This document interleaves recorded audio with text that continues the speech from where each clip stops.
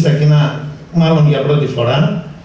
Στην άλλη Δευτέρα που θα κάνουμε τα εγγένεια στο εκλογικό μας κέντρο Γούναρη 119 και Μιστρά, θα δείξουμε άλλα τουλάχιστον 30 άτομα γιατί οι εκλογές πλησιάζουν και να ξέρετε ότι θα είναι ένα μείγμα και παλιών και νέων ανθρώπων.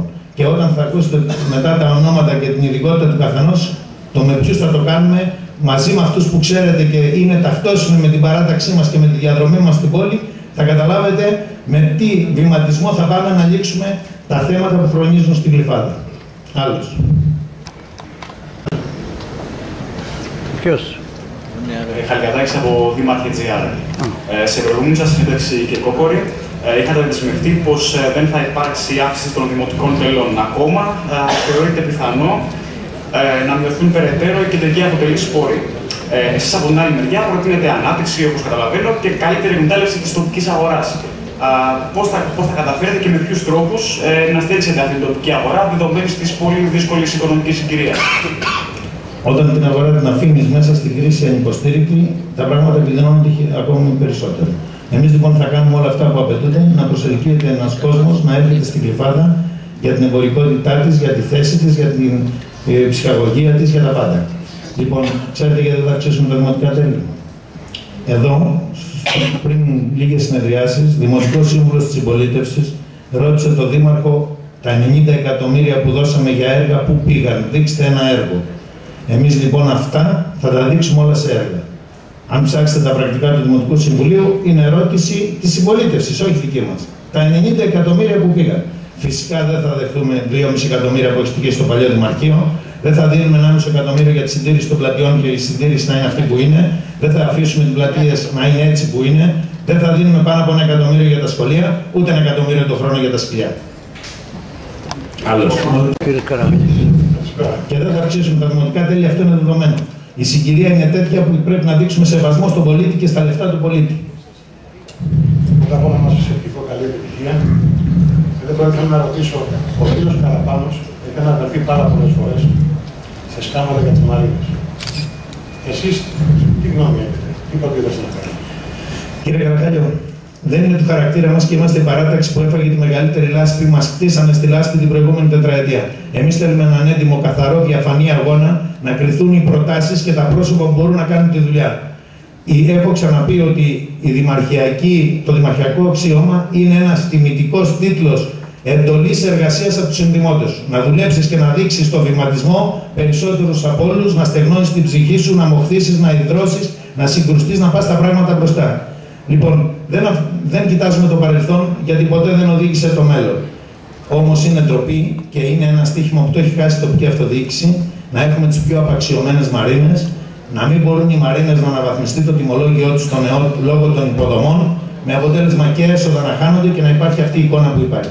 Εμείς λοιπόν θα κάνουμε επένδυση αναβαθμίζοντας τις μαρίνες, συγκροτημένη, κοστολογημένη, με νεκρό σημείο άμεσης απόδοσης της επένδυσης συντομότατα από την αλλαγή του τιμολογίου, με ηλεκτρονική εισαγωγή των σκαφών βάσει κριτηρίων πέρα από την ειδική τιμολόγηση των δημοτών, να σταματήσει η λογική των πολιτών και μπαίνω μπροστά, μπαίνω πίσω, προς όφελος του Δήμου. Οι μαρίνες πρέπει να είναι κερδοφόρες σε μεγάλο βαθμό, πρέπει ο Δήμος να τις εκμεταλλεύεται σωστά και να μπορούμε μέσα από εκεί να επενδύουμε έργα σε κοινωνικές δράσεις ή σε περιοχές που έχουν ακόμα μεγαλύτερα προβλήματα.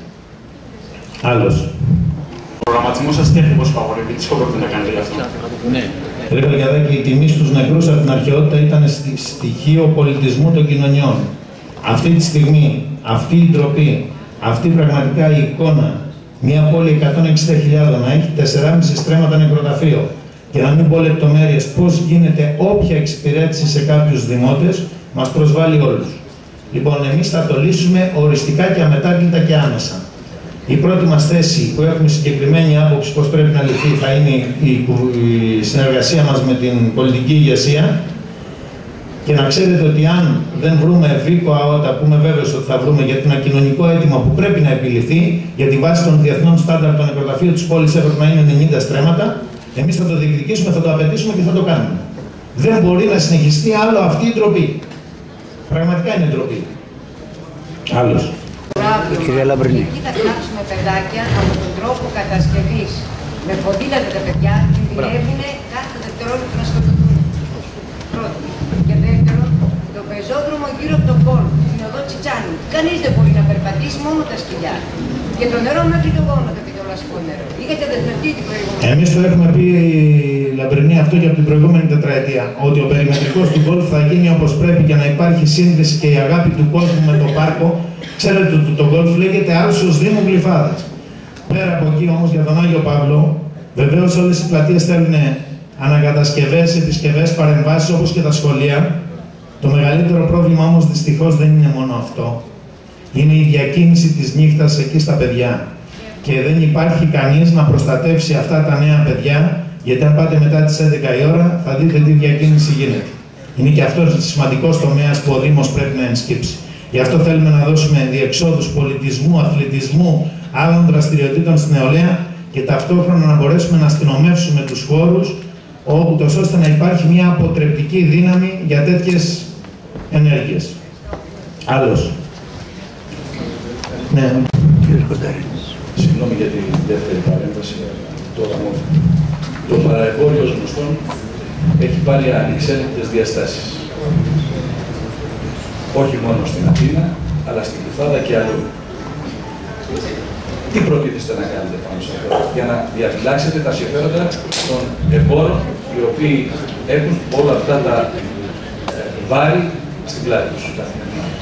Κύριε Κοντά, μετάκλητα αμέσως. Όχι μόνο γιατί πραγματικά δίπλα υπάρχει ένα κατάστημα που πληρώνει φως, νερό, τηλέφωνο, ενίκιο, εισφορές και περιμένει πώς θα μπορέσει να τα βγάλει πέρα. Δεν είναι εικόνα για την πόλη αυτή. Εμείς έχουμε πει ότι υπάρχουν αυτή τη στιγμή 3-4 άνθρωποι με κοινωνικά κριτήρια που πρέπει να έχουν μια άδεια συγκεκριμένων προϊόντων. Ακόμη όμως και αυτή η εικόνα που υπάρχει και για αυτούς τους ανθρώπους δεν είναι ό,τι καλύτερο αισθητικά για την πόλη.